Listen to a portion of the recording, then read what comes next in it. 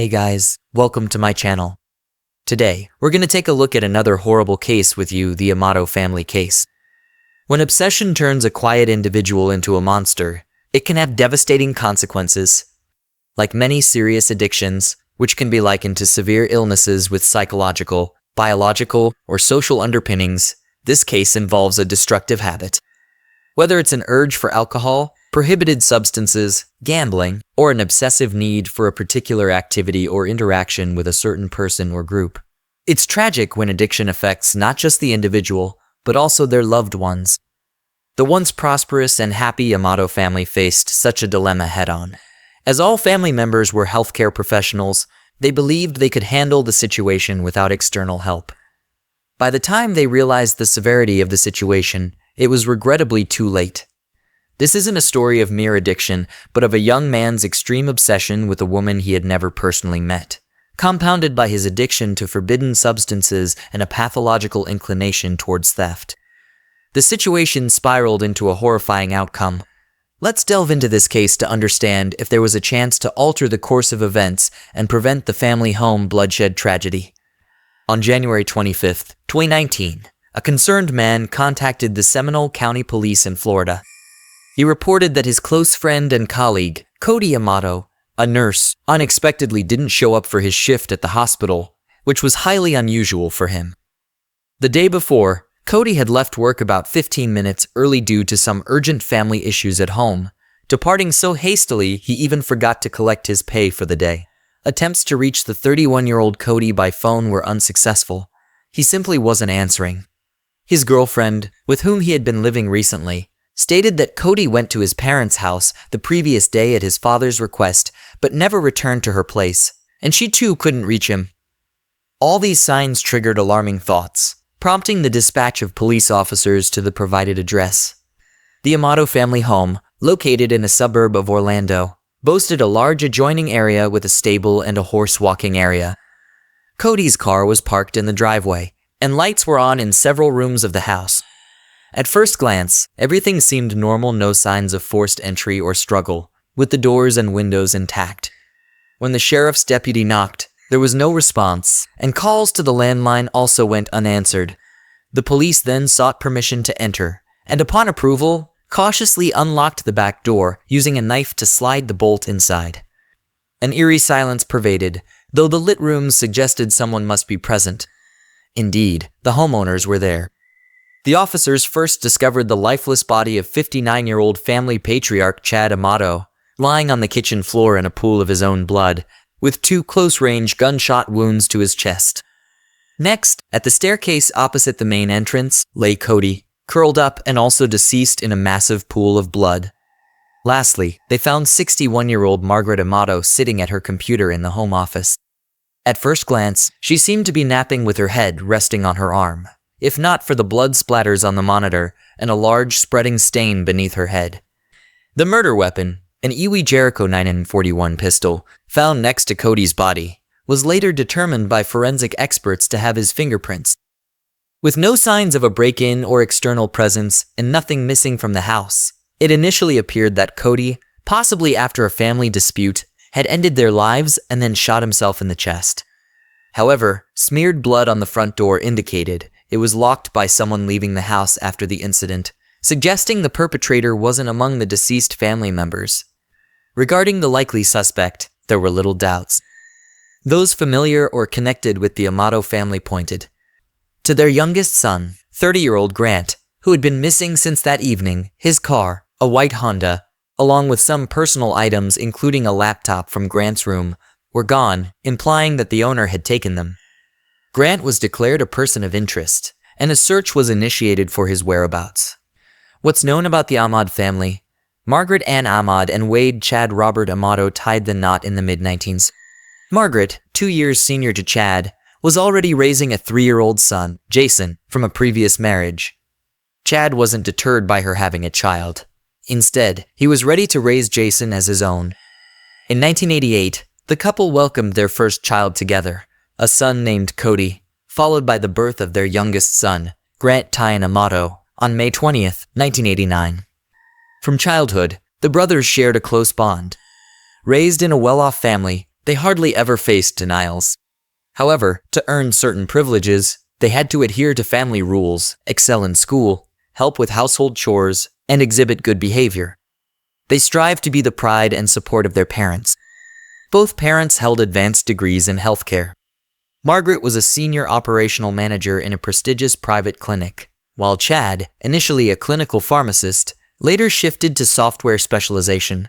The family was quite affluent, living in a spacious suburban home with their own stable breeding thoroughbred racehorses as a hobby. After finishing high school at 18, Jason left home, pursued university education, started his own life, got married, settled a family, and moved to another state, maintaining a close relationship with his parents and younger brothers. Cody and Grant were almost inseparable, attending the same school, joining the same sports team, and regularly visiting the shooting range with their father on weekends. The Amatos had an impressive firearm collection, including rare pieces accessible only to the family patriarch for safety reasons. The youngest son, Grant, received the lion's share of everyone's attention and adoration. As a child, he was frail and sickly, so everyone tried to surround him with love and care. He grew up to be a modest and very shy boy, finding it hard to connect with peers, making his brothers his only friends. Grant became particularly close to Cody after their eldest brother, Jason, grew up and left home. After high school, the brothers pursued medical degrees together, eventually becoming anesthesiologists. While Cody excelled in his studies, becoming the top student in his class, Grant barely made it through with low grades. Nevertheless, both managed to land jobs in their field at a hospital. Cody earned a reputation as a reliable professional, but Grant frequently got into trouble, making errors and needing his work double-checked. In the summer of 2018, Grant's career at the hospital ended scandalously.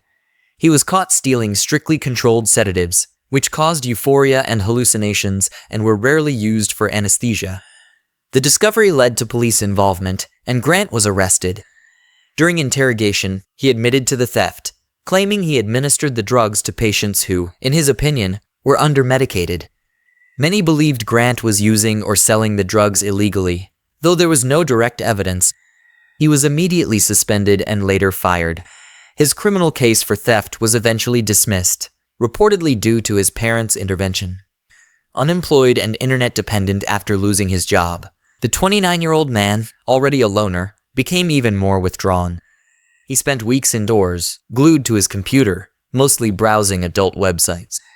Grant never had a girlfriend and struggled with social interactions with women, leaving him feeling inadequate. He indulged in viewing adult content and frequently interacted with webcam models on specialized platforms, trying to fill the void of a non-existent personal life. This private interaction, of course, came at a cost. Grant easily accessed funds from his parents' and older brother's accounts for these activities.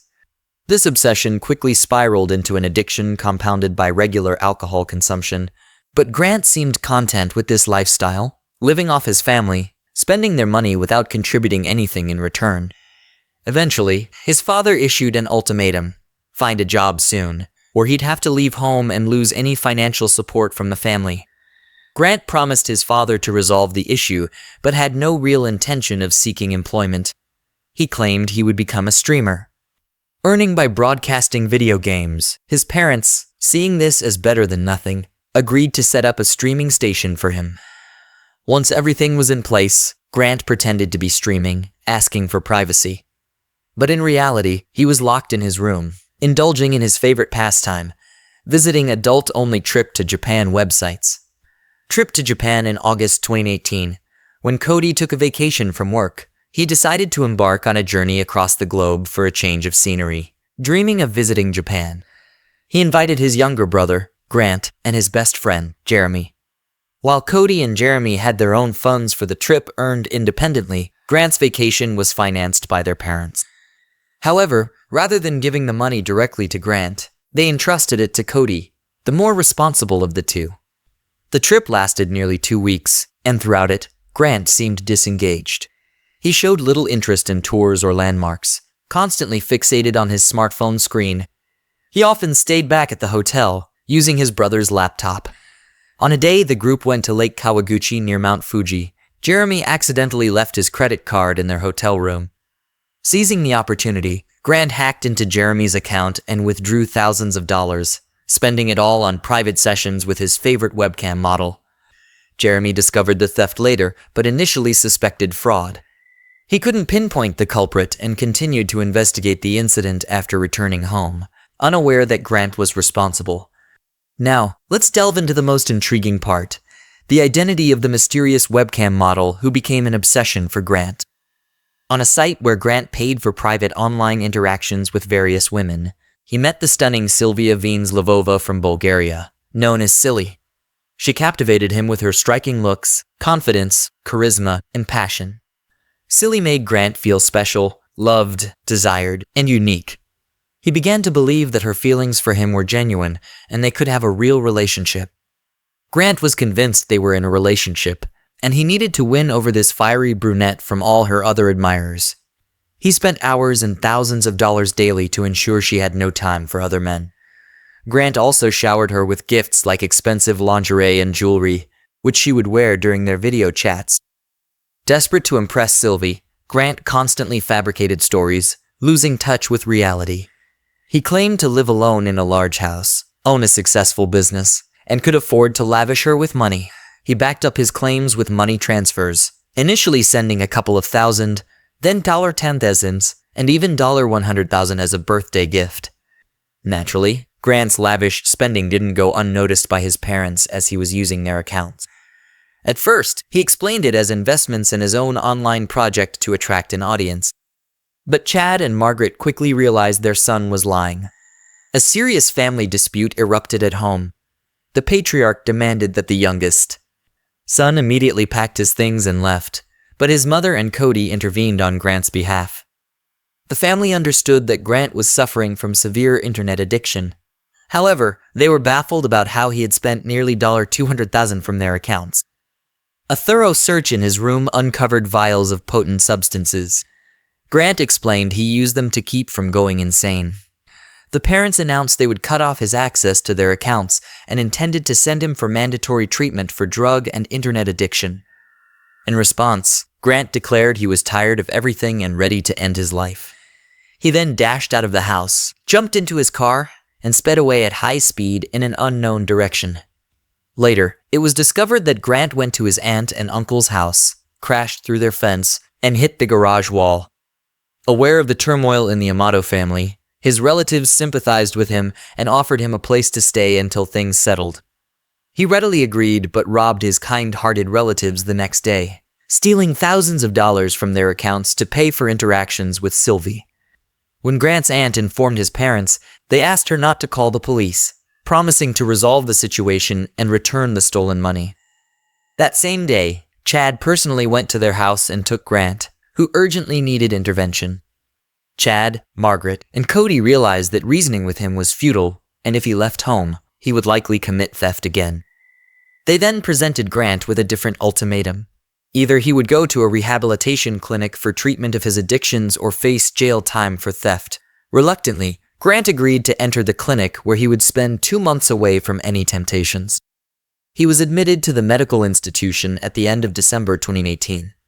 While Grant was in treatment, his parents checked his computer and discovered where their son was spending thousands of dollars daily from their family accounts.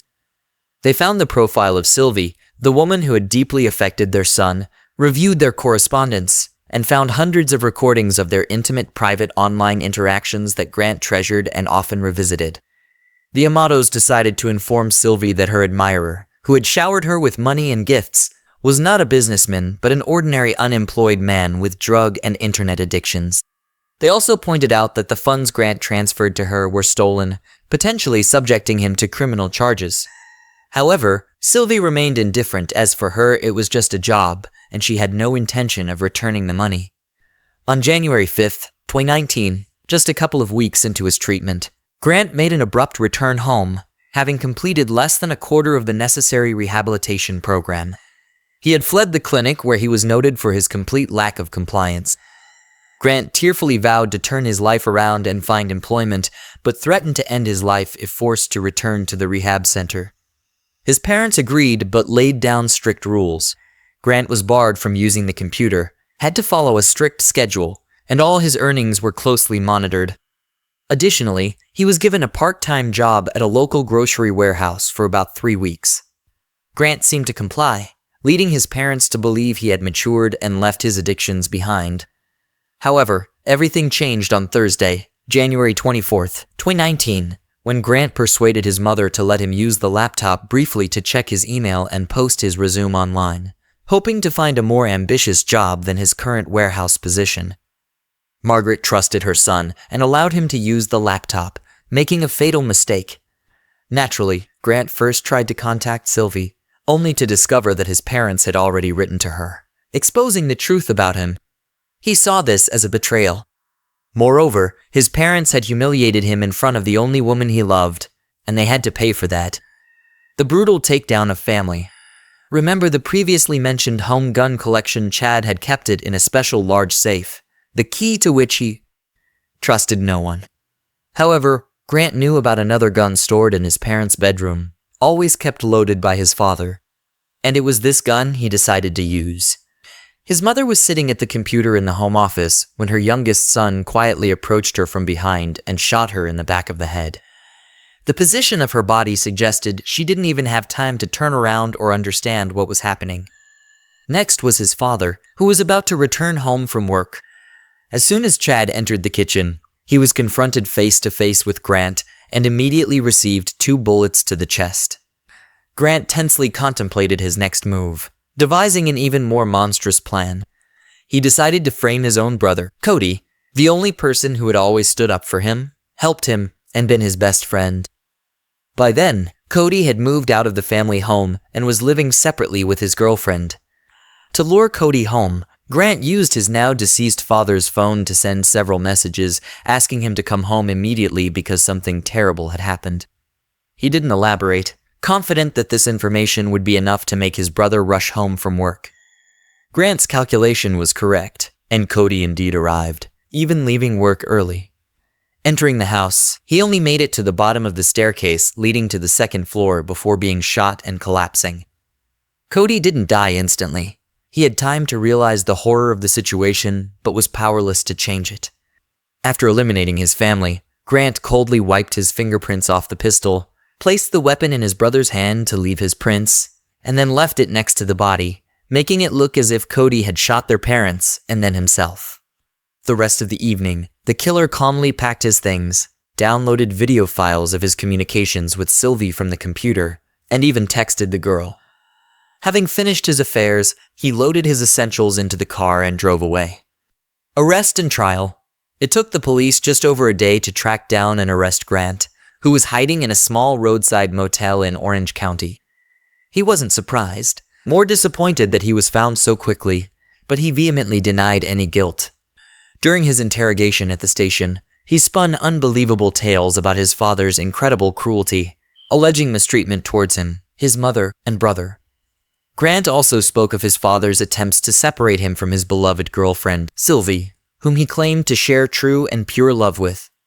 Regarding the events at their family home on the evening of January 24th, 2019, his account was confusing and inconsistent. He suggested that his father and brother had a fight, Cody grabbed a gun, and ended Chad's life with Margaret being an accidental victim. Grant claimed he could only guess the chronology of these horrific events as he wasn't a witness himself, stating he spent the night in his car with his belongings after his father kicked him out in the morning. He said he simply drove away, unaware of the tragedy that had unfolded at home. His story sounded disjointed and implausible, and the evidence indirectly pointed to him as the sole perpetrator. As a result, Grant was arrested as the primary suspect in the triple homicide of his family members. He was held on a $750,000 bond, which he was unable to post, and thus remained in custody awaiting trial. The trial commenced on July 15, 2019. Notably, almost all witnesses who testified in court spoke against Grant, including his older brother, Jason, relatives, and Cody's friend, Jeremy, whom Grant had stolen money from during their trip to Japan. Those who knew the defendant personally described him as prone to various addictions, a pathological thief, and a liar. The main piece of evidence against Grant was a significant bank transfer from Chad's account to his younger sons. This transaction occurred late at night when all family members were already deceased, To confirm the transaction, the defendant had used his deceased father's finger for identification.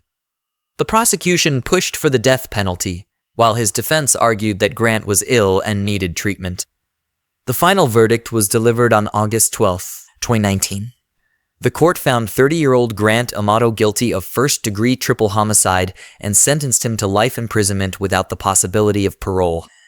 Thanks for watching, guys. Subscribe to the channel and also don't forget to click the bell. There are many shocking stories ahead.